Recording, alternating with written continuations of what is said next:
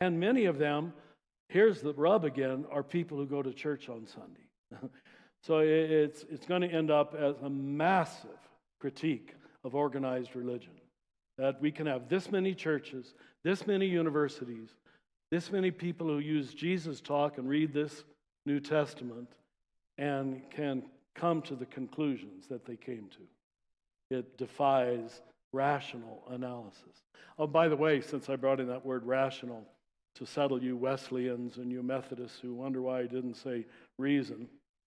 See, John Wesley had 4 criteria. He had a little 4-wheeled bicycle or tricycle, and I shortened it to 3. And the reason I did that is because I think his 4th pedestal, reason, wins out all the time in the Western world anyway. And I'm not going to give it the credibility of a wheel, because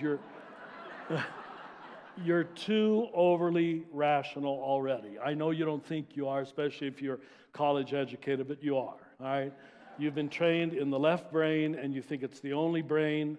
As Ian McGilchrist says, the emissary has become the master. In all of history, the intuitive brain was the master, and the rational brain was the emissary. We turned them around. And that's the product that's had many good effects in Western civilization. It allowed you to fly here yesterday or drive here. So we're not going to put down rational engineering, mechanical, reasonable thinking. But when it comes to the spiritual world, it's the least helpful. Let me just leave it at that. It's the least helpful. It keeps trapping you all along the way.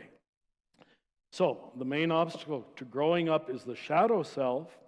The main obstacle to waking up is the separate self. So I would say very few. The Buddhists by far come the closest.